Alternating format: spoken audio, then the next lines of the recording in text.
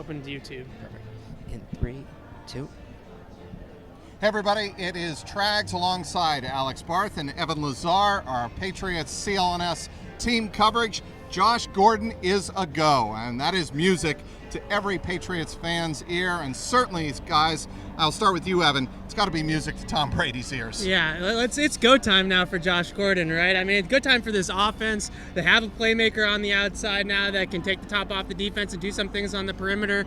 I don't want to hear any more excuses now. They don't have enough health. They don't have enough talent offensively. They got all they need now with Josh Gordon active. Let's see if he can draw some coverage away from Gronk, some coverage away from James White. I think that even if he's just a decoy today, just having him dressed and on the field is going to be a huge factor. Okay, let's go a little bit further down that road. Evan, how many snaps and where do you think and how do you think Josh McDaniels uses Josh Gordon today? I think we're going to see a pretty healthy amount of Josh Gordon. Now, not 100% of the snaps, I'm sure, but I think he's going to take over Cordell Patterson's role as the third wide receiver in those 3 wide receiver sets that they like to run.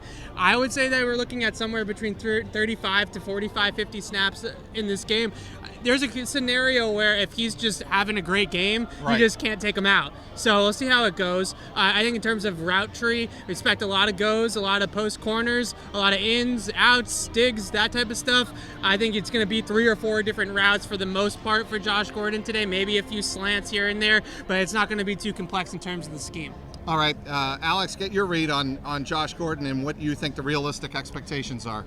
I think they're pretty high. I think that 2 weeks in, he should have a decent grasp on the playbook. And look, while a hurt hamstring means that he couldn't be out there working on timing, he couldn't be out there actually physically running the routes, it doesn't mean he can't be, physically looking at the playbook, reading that, looking over that. So I think he'll have a decent grasp. I wouldn't be surprised if they go to him early to keep the Dolphins honest. There's 2 routes I have in mind for him today. The go route, of course, using that speed, getting up the field. If his hamstring is fully healthy.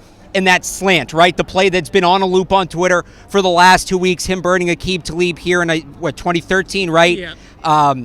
I think, there's just some Belichick. I got beat by it. I want to try it. So the slant and the go route are the 2 routes I'm expecting him to do today for the most part. All right, let's remind everybody that Alex Barth has his cell phone out. That means he is monitoring for questions. If you want, if I can get the chat up. Yeah, well, I have full confidence in you, Alex, I appreciate it. do that. But as we work out the logistics of the chat, let's talk about the defensive side of the ball. Also, 2 big names returning to action, Trey Flowers and Patrick Chung. Trey Flowers is a big one. They missed him big time against Detroit. Evan, what does having Trey Flowers on the edge mean for this defense against Ryan Tannehill? Everything, honestly. I mean, he is the best player on this defense. I don't really think it's even much of a debate at this point. I think Stephon Gilmore has a little bit of a discussion in that as well, but I really think that Trey Flowers is the best player on this defense. One thing that we noticed is that from the last couple of weeks without Trey is that the pass rush just completely disappeared when he disappeared. Besides Dietrich Wise, they really didn't have anybody that could get to the quarterback. Now they have Trey Flowers back, and I know that Patrick Chung had a rough first half against Jacksonville, and a lot of people have kind of soured on him a little bit, but I think that he's a huge part of this defense as well, because his versatility allows him to cover up so many different areas of the back end of the defense. He can cover tight ends. He can cover Jakeem Grant and Kenyon Drake when they come out of the backfield. He can do a little bit of everything on that back end, and it kind of allows everybody else to fit into place. As Bill Belichick was turning Nora Princiotti of the Boston Globe into an assistant coach on Friday with her question about the defensive approach against the Miami Dolphins, the serious nature of the issue, obviously, to Belichick is we can't do what we normally do, if you read between the lines from Belichick, is take away 1 or 2 threats. They've got to be sure that they are balanced all across their defense. Why do you think that's such a big deal, Alex? Because the Dolphins can take the top off the defense, and when a team can do that successfully, I think there's a tendency in the back of your head to try to stay back. You don't want to give up that big play, and you just leave the middle of the field. You leave everything in front out there. That actually fits in well with the question we just got. How big of a factor is Frank Gore today? Still getting it done. I believe he's the oldest running back in the league. If the Patriots are playing back, if they're defending that deep pass, it's going to give the Dolphins a lot of chances against the run if the Patriots are devoting linebackers to covering the pass. We've seen what they've done against the run the last couple of weeks. They turned LeGarrette Blount last week into a PPR superstar. So, of course, you don't want to get beat over the top. Of course, that needs to be the Patriots' main concern, but you can't lose sight of what's happening right in front of you. All right, Evan, let's talk about what the Patriots need to do in terms of sticking to their responsibilities. There are a couple of Dolphins players that can burn them. Yeah, I think eye discipline is going to be the biggest thing here today. Dolphins love to run a lot of option stuff in the backfield. They have a mobile quarterback in Tannehill. They have a bunch of different weapons that can run after the catch and create yards after the catch. A lot of those big plays that they had actually aren't deep passes. They're run after the catch opportunities. Guys like Albert Wilson, Kenyon Drake, Jakeem Grant, they like to run after the catch a lot. So I think that eye discipline, keeping your eyes in the backfield, staying true to your gap, staying true to your assignment. Devin McCourty told me on Friday that basically everyone just needs to do their jobs. I know that's such a simple Patriots, Bill Belichick Wong type thing, but basically what Devin was saying to me was, a lot of the times when we face these read option type quarterbacks, these RPO heavy offenses, everyone's trying to make the splash play and make the right read instantly and jump in the backfield and make a play on the running back or jump out on a slant and pick off the pass. You can't do that. You got to stay patient. You got to stay true to your keys. If your assignment on that play is to defend the pass, defend the pass. If your assignment on that play is to defend the run, you defend the run. Okay. Don't do too much. Let me jump in here. Danny Amendola. And you mentioned this to me off camera a couple minutes ago, Evan, to you, Alex, as well. How big of a cheer does he get? And given that he hasn't had spectacular numbers in the first 3 games, I think he could be a big part of what Adam Gase is trying to do today against the Patriots defense. Yeah, I really. So there's one play that the Dolphins have run on repeat with Danny Amendola, and it's the RPO with the backside slant, right? Him out of the slot, running a backside slant. You suck in the linebackers. It's one-on-one coverage in the slot. Danny Amendola versus a slot cornerback. He shakes him at the top of the route, and he's got a lot of room to run after the catch. I think that's going to be a play we're going to see here a lot today, and I really think we're going to hear a lot of cheers for Danny Amendola. Yeah, no, I don't think there's any question about that. Every single time he catches a pass, I think and that you're silently from Tom Brady as well. Every single time he catches a pass, I think that it's going to be almost like he's a member of the Patriots catching a pass here today. It's going to be a lot of cheers. Some of them are obviously warranted. A playoff hero here, won a couple Super Bowls. No question. I mean, against Jacksonville, he was so huge. And in Super Bowl 51, he was one of the big reasons they won the game. Absolutely. He came back. Absolutely. So I don't know if you guys want to take another question now. We actually just got a very interesting one directed at Evan, but we can all answer. And we talked about Josh Gordon being active. That's a big one. Sure. Another Patriot active for the first time today, John Simon. What do you expect from him? Oh, my guy. And does that relate to Derek Rivers being inactive as well? Absolutely. So I think that John Simon's a guy that I really like because he has always just been a fundamentally sound football player, and he already has a do-your-job mentality, and he hasn't even been on the Patriots in his career. I'm actually surprised it took this long for the Patriots to acquire John Simon. He just has Patriot written all over it. A high-motor player, very fundamentally sound. He can get after the quarterback, but you can also drop him a little bit in coverage. He's not the best edge setter, but I think he can do it better than the guys that they have here so far.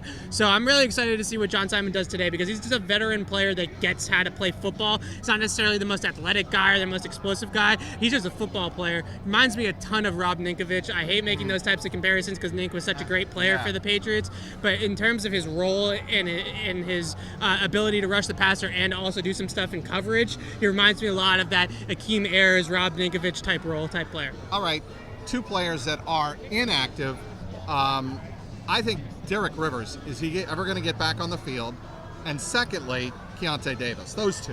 So Keontae Davis has just had a rough go of it for the first 3 weeks of the season. I'm not really surprised that they have made him inactive here today. They're taking their time with him, I think. Yeah, he's a nice player in terms of pushing the pocket. He has good heavy hands, but he's really not a flash player, and he's not anything. Setting the edge has been an absolute nightmare for him throughout the first couple weeks of the season here. So I think that him and Derek Rivers are 2 guys that need to learn their fundamentals of football. Derek Rivers especially, I think, has been inactive and hasn't played a lot because his fundamentals as a pass rusher just aren't very good. He ducks his head a lot into his pass rush. He's high in his stance. He can get pushed off the ball pretty easily. All things that are just Bill Belichick no-nos, right? If you're not going to be able to play with good pad level, good arm extension, those types of things, you're going to sit on the bench for most of the day. And I think that's what we're seeing so far with Derek Rivers. And I think it tells you, too, And sure, Eric Rowe's inactive, and this plays into it, but Davis and Rivers inactive. The 2 rookie corners, Jackson and Crossan, both will suit up today, expected to play. That tells you what the Patriots are expecting and how they plan to defend the Miami Dolphins. They want that extra speed. They want the extra secondary on the roster, in the game, ready to go. Patriots are ready to defend the pass. You know what that also tells me? What? They know they may need to come from behind. They I got the backwards. They plan on playing from ahead. They want to put the Dolphins behind early and be defending the pass and put the Dolphins into passing situations, so they want the extra secondary. What about Cyrus Jones? Are we going to see any of him? I think we're going to see him as a punt returner, that's for sure.